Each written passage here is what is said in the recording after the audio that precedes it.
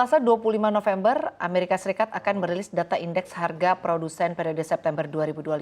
Sebelumnya harga grosis secara mengecewakan turun tipis pada bulan Agustus, memberikan ruang bagi The Federal Reserve untuk menyetujui pemangkasan suku bunga pada pertemuannya di bulan ini, menurut laporan Biro Statistik Tenaga Kerja.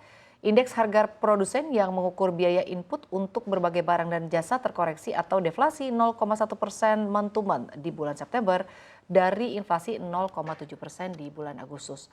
Sementara secara tahunan, IHP utama mengalami kenaikan atau inflasi 2,6%, IHP inti yang tidak termasuk harga pangan dan energi juga terkontraksi atau deflasi 0,1% month to month, namun mencatat inflasi 2,8% year on year. Meskipun inflasi masih jauh di atas target 2% The Fed, para pejabat menyatakan keyakinan bahwa pelonggaran tekanan perumahan dan upah akan mendorong harga turun secara bertahap. Terpantau The Fed menolak penurunan suku bunga di tahun ini karena mengawasi dampak tarif agresif Presiden Donald Trump terhadap impor Amerika Serikat. Dan Dina, mengamati berbagai sentimen yang ada, bagaimana Dina melihat secara sentimen begitu ya terkait dengan tarif di Amerika Serikat, lalu juga kita lihat secara historis ini bisa menyebabkan inflasi yang persisten. Silakan Dina. Ya, memang menarik ya kalau kita perhatikan dari Amerika Serikat, sudah yang Sinta sampaikan sebenarnya kan post dibukanya shutdown dari Amerika Serikat akhirnya memberikan nafas atau angin segar bagi para investor untuk menebak-nebak lagi, menebak kembali kira-kira bagaimana arah The Fed.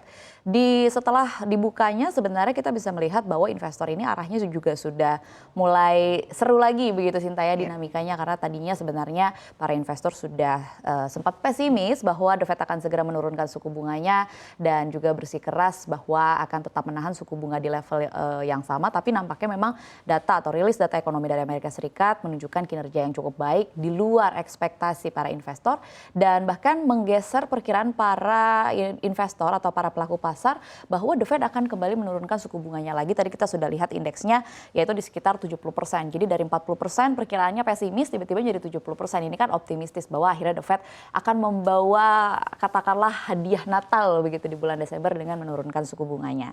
Tapi kalau kita cermati lagi, kita tarik ke lebih dalam, sebenarnya yang menarik kita perhatikan di pasar domestik kita. Mungkin boleh ditunjukkan datanya pada hari ini, tadi sudah saya bacakan juga bahwa dari IHSG-nya sendiri pada hari ini menyentuh level all time high. Ini adalah menjadi highlight pada bulan November hari ini, pada bulan November bulan ini maksudnya, di mana pada saat ini kan sudah memasuki pekan terakhir di bulan November begitu. Kita punya sisa 4 hari perdagangan yang sebenarnya pada pekan ini kita buka dengan sangat bahagia karena bisa kita lihat bahwa IHSG menyentuh level all time high di level 8.570,25. Untuk pengetahuan pemirsa bahwa IHSG sebelumnya belum pernah menyentuh level di atas 8.000 dan hari ini bahkan levelnya di 8.570. Artinya bukan di level 8.500 bawah, tapi di level 8.500 atas. Dan bahkan kalau kita lihat secara kinerja ini agak berbeda dengan pekan-pekan sebelumnya. Kalau pekan-pekan sebelumnya kan di sesi 1 terbang, kemudian di sesi 2 tuh dibanting begitu istilahnya pola PHP. Tapi nampaknya pada hari ini berbeda. IHSG menunjukkan kalau kata anak zaman sekarang green flag, begitu konsisten naik terus dan bahkan di detik-detik pertama terbang ke level 8.570, ditutup bahkan menguat hampir 2% Sinta. Baik Dina, lalu selanjutnya mengamati penjualan retail ya di Amerika Serikat di bulan September 2025 ini kan akan dirilis usai shutdown berakhir.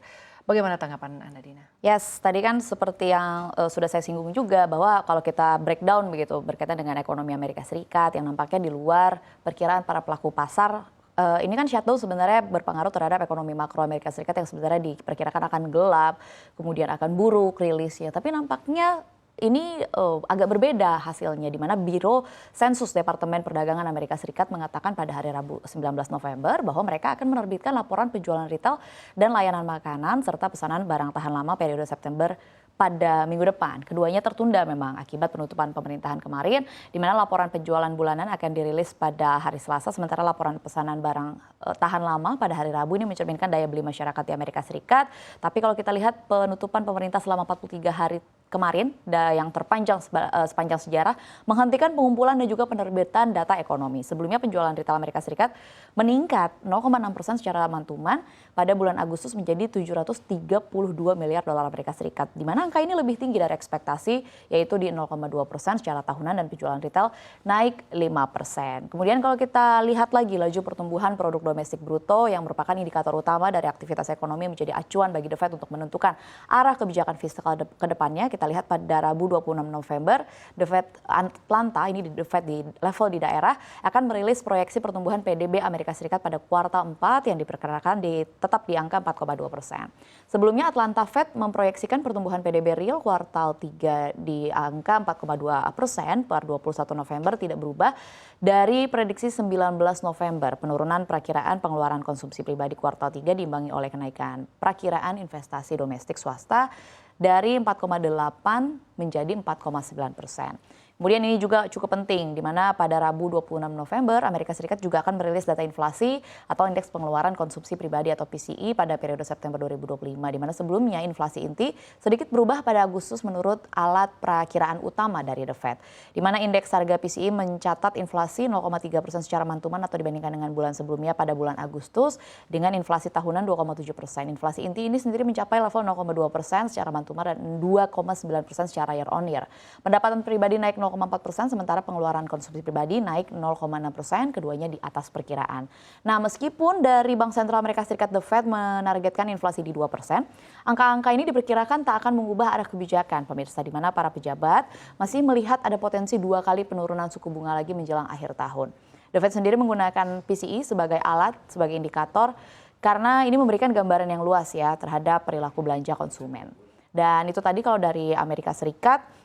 Kemudian kalau kita lihat sebenarnya kalau dari Indonesia sendiri, kalau kita cermati sebenarnya bisa dikatakan bahwa per bulan Desember ini kan kita menuju ke window dressing. Tapi belum kita bisa katakan bahwa sebenarnya all time high pada IHSG hari ini juga merupakan investor yang price in. Bisa kita asumsikan bahwa sebenarnya tindakan dari Bank Indonesia menentukan arah kebijakan fiskal kemarin untuk menahan suku bunganya, mungkin ini tercermin juga pada IHSG pada hari ini. Dan juga mungkin ada juga efek dari likuiditas yang sudah digelontorkan oleh pemerintah. Dan kita juga tahu bahwa pemerintah pada saat ini juga sedang mendorong untuk daya beli masyarakat bisa terus berputar, terutama di momen Nataru ini lewat stimulus-stimulus yang ada, dimulai dari stimulus lewat konektivitas, kemudian dari daya beli masyarakatnya juga lewat bansos dan lain sebagainya, yang diharapkan pada akhir tahun akan memberikan efek yang baik bagi IHSG yang sebenarnya oleh Menteri Keuangan Purbayudi Sadewo ditargetkan ditutup di level 9.000. Baik, jadi sebetulnya kalau kita mengamati IHSG sudah sangat-sangat to the moon ya Dina. Yes. Kita akan lihat di bulan Desember ini apakah window dressing ini mampu membuat IHSG ya berada di level 9.000-nya. Terima kasih Dina Kuning. Disclaimer on, kami ingatkan kepada investor agar membuat keputusan investasi berdasarkan penilaian dan juga pertimbangan pribadi. Seluruh risiko investasi berada pada tangan Anda masing-masing atau pada investor masing-masing.